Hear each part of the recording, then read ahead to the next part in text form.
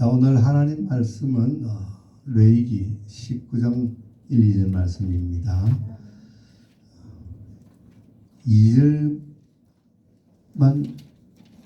우리 같이 암송합시다. 너희는 거룩하라. 핵심만 너희는 거룩하라. 너희는 너희 하나님 나 여호와 너희 하나님이 거룩함이니라. 아멘.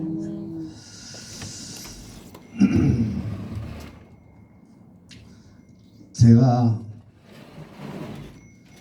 좀 눈이 조금 어두워서 앞에 나올 때도 좀 더듬더듬하게 나오고 여러분들 얼굴을 자세히 보고 인지할 수가 없어요. 어떤 사람은 뭐 안면 인식 장애라 그러는데 그런 장애가 아니라 시각의 장애가 있어서 한번 보신 분 또 다음에 봐도 모릅니다. 처음 볼 때 얼굴을 자세히 못 보니까 두 번째도 못 보니까 못 보는 거예요. 그래서 제가 이렇게 사람을 만나서 아는 사람인가 모르는 사람인가를 분명히 모르기 때문에 함부로 인사를 할 수가 없어요. 그래서 많은 사람들이 저를 보고 대단히 건방진 사람이다. 사람을 봐도 모른 체 한다. 인사를 안 한다. 이렇게 오해를 많이 하셔요. 그래서 제가 여러분들에게 그런 오해를 말아주시고 인사를 이제 할 때는 누굽니다라고 이야기를 해주면 제가 바로 알아들어요. 들리기는 잘합니다. 듣기는 잘하는데 보기가 좀 더뎌요. 자, 오늘 주제는 거룩입니다. 거룩. 거룩이 무엇이 거룩인지, 왜 거룩해야 되는지, 어떻게 하면 거룩한 삶을 사는지 이런 것들을 오늘 같이 여러분들과 나누어 보고자 합니다. 지금 세상이 너무나 혼란스러워요. 그렇죠? 혼란스러워요. 이 지구 전체가 혼란스럽고 이 대한민국도 혼란스럽고 다 혼란스러워요. 그래서 무엇이 진실이고 무엇이 거짓인지 도대체 분간을 할 수 없는 거짓이 판치는 세상, 가짜가 판치는 세상이 되어버리고 말았습니다. 이런 세상에 우리 그리스도인이 하나님의 자녀들이 거룩한 삶을 살아서 그들에게 빛을 비춰주고 그들을 어두움에서 건져내는 역할을 우리가 해야 될 줄로 믿습니다. 거룩. 우리 기독교에서 가장 많이 사용하는 그런 단어 중 하나일 것입니다. 왜 그러냐? 하나님이 거룩하시기 때문에. 하나님의 본질이 거룩하시기 때문에. 그래서 우리도 거룩해야 된다고 하나님은 명령하십니다. 이 구약 성경 레위기는 그래서 거룩의 책입니다. 그리고 특히 오늘 본문 말씀이 있는 19장은 거룩장이라 그래요. 거룩. 이 거룩이 어떤 삶을 우리가 살면 거룩해지는가를 가르쳐 주는 거예요. 보니까 거룩하게 살아라고 우리에게 말씀을 하시면서 맨 먼저 하시는 명령이 뭡니까? 부모를 경외하라 그래요. 하나님 거룩 그러면 뭔가 좀 대단한 것인 줄 알았더만은 부모 공경하는 것이 거룩하다는 거예요. 그리고 그 다음에 나오는 명령이 안식일을 잘 지키라 그래요. 부모 공경하라. 안식일을 잘 지키라. 그 다음 우상을 만들지 말고 섬기지 마라. 그래서 많이 들어보던 말씀 같죠? 어디서 들어봤어요? 십계명에서 들어봤잖아요.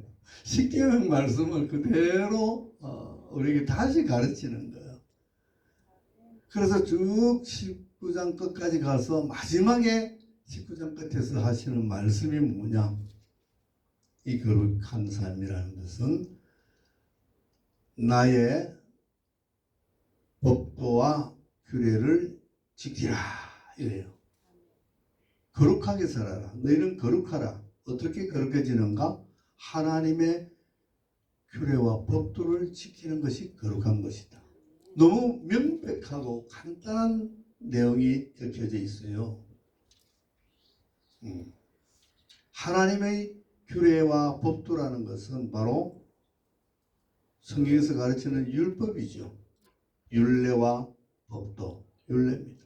그것을 히브리 말로는 토라라 그러죠. 토라, 율법. 토라라는 것은 가르침입니다. 모세오경 전체를 토라라고 그렇게 불러요. 히브리 사람들은. 그 전체가 가르침입니다. 그럼 이 가르침을 잘 배워서 그대로 가르침대로 살면은 우리는 거룩한 백성이 되는 거예요. 거룩한 백성. 거룩하다는 말은 꼭 보면은 성자를 붙여 거룩할 성. 그래서 하나님이 계시는 곳을 성막 혹은 성전 이렇게 부르죠. 하나님이 계시는 곳을 성소 그럽니다. 하나님의 이름을 성호 그러고 우리는 하나님의 백성이니까 뭐겠어요? 성민. 우리는 성민입니다. 또 우리는 하나님을 섬기는 무리니까 성도. 전부 다 우리에게는 성이라는 거룩한 이름이 붙어 있는 거예요. 우리가 보통 사람이 아니라는 거예요. 우리는 거룩한 백성입니다. 거룩한 무리입니다. 그런데 오늘날 우리에게 다시 하나님은 오늘 이 시간에 명령하십니다. 너희들 거룩하라. 거룩해서 거룩하지 않은 저 무리들에게 거룩의 본을 보여줘라. 이것이 하나님의 명령이라고 말하고 싶어요.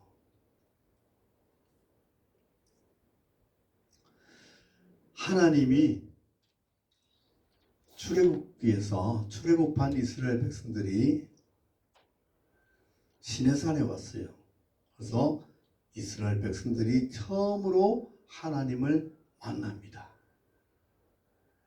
그때 하나님이 백성들에게 하신 말씀이 무엇일까요? 모세를 통해서 하나님은 백성들에게 이렇게 말씀하십니다. 너희가 내 말을 잘 듣고 내 언약을 지키면, 이런 조건들이 붙어요. 내 말을 잘 듣고 내 언약을 지키면 너희들은 나의 소유가 되겠고. 소유가 된다. 소유가 뭐예요? 내 거.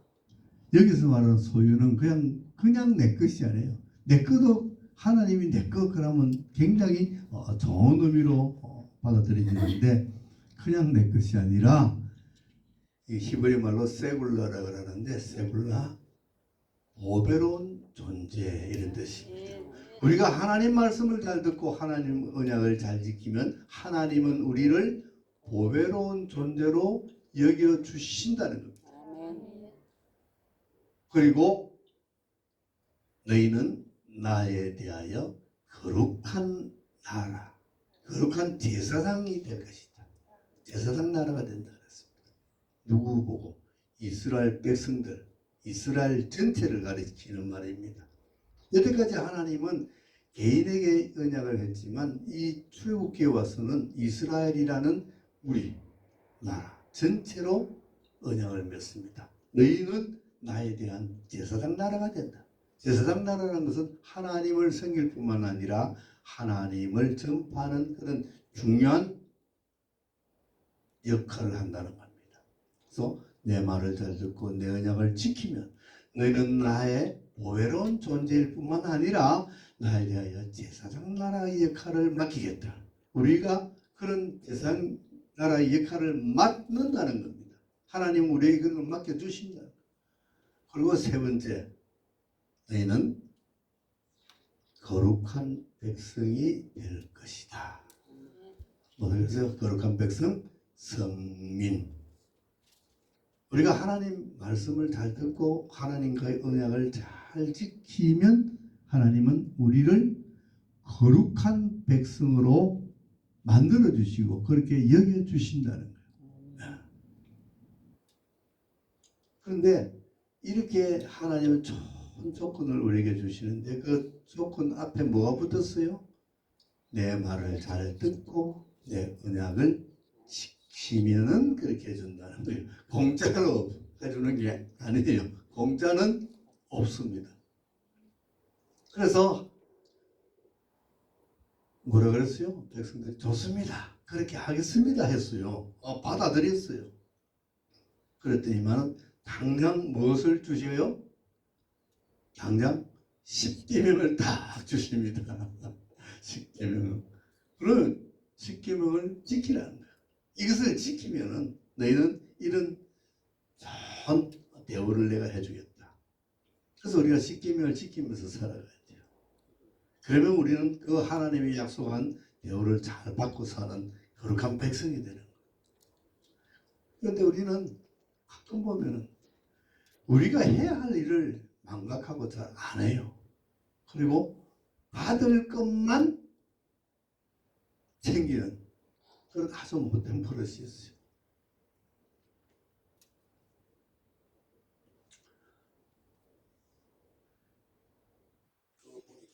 찬양에도 뭐 그런 것이 있더만요. 나는 뭐 받을 것만 계수하는 그 무슨 찬양이죠 그게? 낮은 햇살은 담은 달처럼. 네? 낮은 햇살은 담은 달처럼.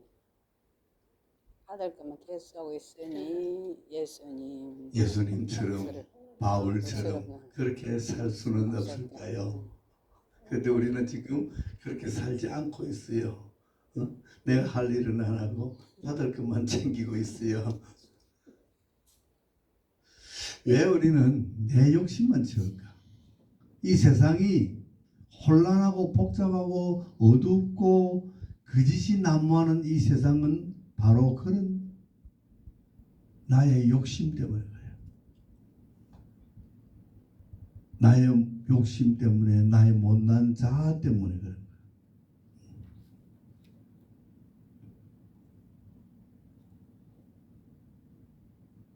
그것 때문에 우리는 자꾸만 하나님과 벽을 쌓게 되는 거예요. 가장 더 쉬운 예를 제가 한번 들어볼게요. 우리가 해야 할 일을 해야 되는 거예요.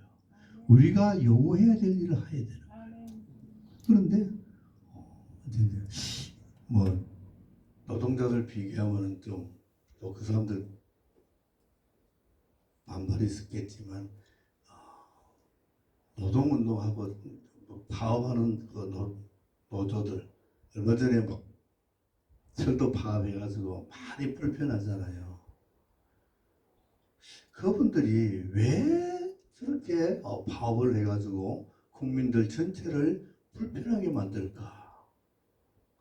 그들의 요구 조건이 정당하면은 당연합니다. 하는 것은. 그런데 노동조합은 설립하는 목적이 노동자들의 정당한 권익을 보장받기 위해서잖아요.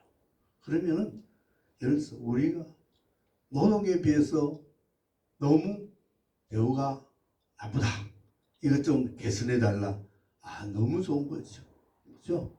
너무 노동이 고역이다. 참 이거 쉽게 해달라. 노동에 관한 이야기는 얼마든지 할 수 있습니다. 그런데 경영진을 바꾸어라. 사장을 바꾸어라.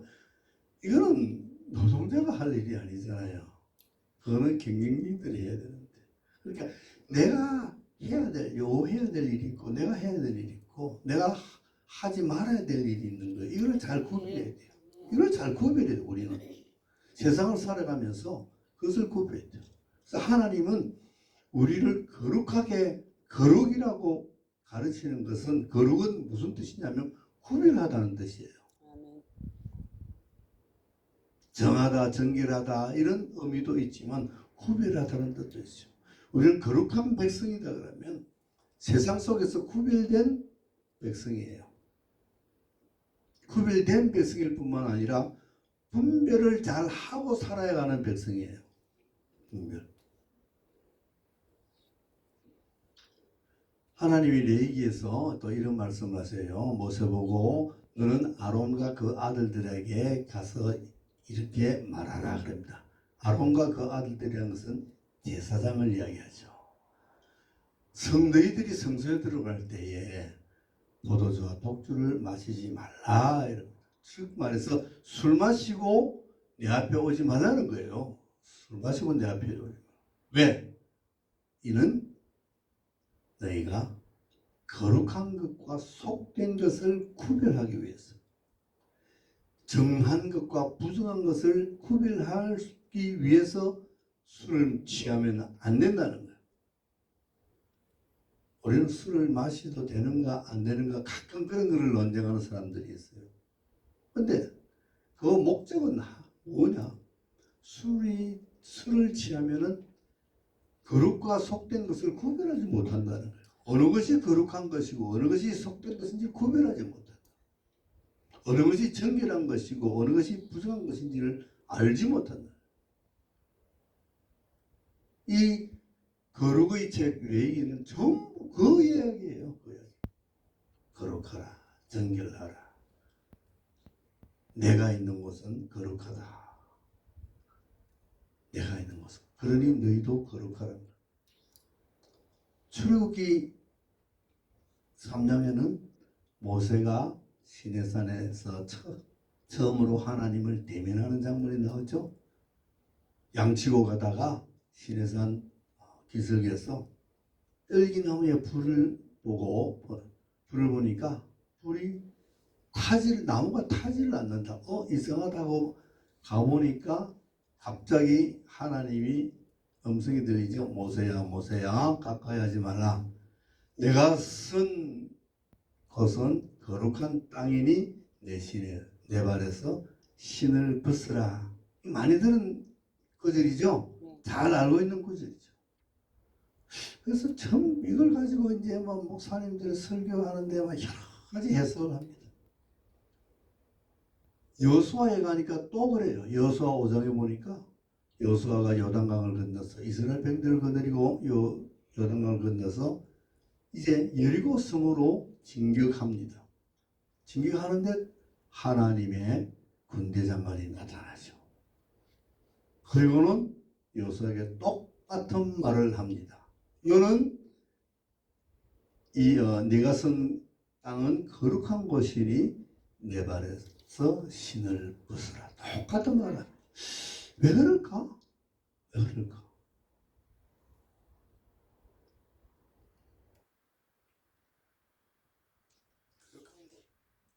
하나님이 계신 것이기 때문에 그래요. 하나님은 그래서 진영 안에서 더러워진 사람들, 부정한 사람들, 운동병 환자라든지 요출병 환자라든지 시체를 만진 사람이라든지 여러 가지 성경에서 말하는 부정한 사람들, 그 부정한 사람들은 진영 밖으로 내어보내라 그럽니다. 내어보내라 그러면서 하시는 말씀이 왜? 이곳은 내가 있는 곳이기 때문이다. 하나님이 계시는 곳은 거룩한 곳이기 때문에 모세도 발에서 신을 벗고 여호수아도 발에서 신을 벗고 우리도 발에서 신을 벗어야 되는 거예요. 발에서 신을 벗는 것은 우리가 거룩해져야 된다는 겁니다. 하나님 앞에 나올 때, 하나님 앞에 제사 드릴 때, 예배 드릴 때 우리는 거룩한 모습으로 나와야 된다. 더러워진 모습, 추한 모습, 추한 생각, 추한 마음을 가지고 나오면 안 된다.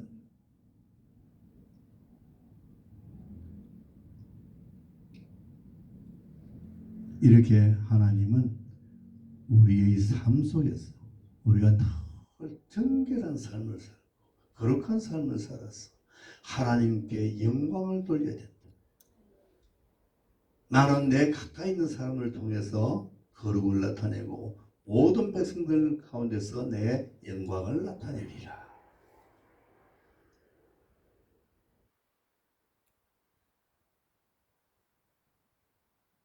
하나님은 항상 말씀하세요. 그들이 내가 여호와인 줄 알게 하노라. 여호와 하나님, 오직 한 분이신 하나님, 스스로 존재하시는 하나님, 영원한 하나님, 그 하나님을 우리가 아버지라고 부를 수 있는 귀한 권세를 우리에게 주신 분이 하나님입니다. 아멘. 그 하나님이 기뻐하시는 삶을 사는 것이 바로 우리가 살아가야 될 목적이 되어야 됩니다. 육신에게 져서 육신대로 살면 반드시 죽을 것이로되 영으로서 몸의 행실을 죽이면 살리라, 이렇게 가르칩니다. 로마서에서. 우리는 이렇게 어떻게 기도하고 권면할 때 그런 말을 써요. 너를 죽이라. 죽여야 된다. 죽여야 산다. 내려놓아라. 내려놓아야 산다. 그런 말을 많이 쓰죠. 듣기도 하고 하기도 하고. 그런데 산 사람 보고 죽으라 그러면 죽겠어요? 가진 것을 내려놓으라 그런다고 내려놓아집니까? 다 내려놓았다가 다시 돌아갈 때 다 다시 주섬주섬 롯데를 사가지고 가가지고 가는데, 말만 가지고 죽으라, 말만 가지고 내려놔라, 이건 안 되는 거예요. 어떻게 하면 되나요? 그것을 할 수 있는 능력이 말씀입니다. 하나님의 말씀. 영으로서 육을 이겨야 된다 그러잖아요. 영으로서 영이 육을 이기려고 그러면 영이 강해야 되죠. 육신의 생각은 사망이라고 했어요. 그 사망의 생각을 없애려고 그러면 육신을 죽여야 됩니다. 내가 죽는 것이 아니라 내 육신을 죽여야 되는 거예요. 그러려 그러면 내 영이 강해져야 되는데, 내 영이 강해지기 위해서는 오로지 말씀, 성령, 이것 외에는 다른 방법이 없는 거예요. 그래서 하나님이 말씀을 주시는 거예요. 가르침을 주시는 거예요. 토라를 주시는 거예요. 이대로 살아라. 이대로 살면 너희는 육신을 이기고 하나님이 원하시는 영적인 삶을 살아갈 수 있더라고 가르치고 있는 것입니다. 어찌 보면 너무나 심플하기도 하고 어찌 보면 너무 어렵기도 한 말씀이기도 합니다. 그러나 우리가 한가지로 말씀을 묵상하면 그 속에서 우리의 삶이 능력이 있어지고 우리의 삶 속에서 기쁨이 샘솟는 겁니다. 저는 말씀을 전해달라고 이렇게 청탁을 받았을 때 제일 기쁩니다. 그리고 그 말씀을 준비하는 동안은 항상 은혜 받고 그리고 기쁨이 넘치고 행복합니다. 말씀 준비하는 동안 너무나 행복한 거예요. 그리고 이렇게 나와서 말씀 전할 때는 더 행복합니다. 오늘 저는 너무 행복합니다. 우리가 항상 행복한 삶을 살아야 됩니다.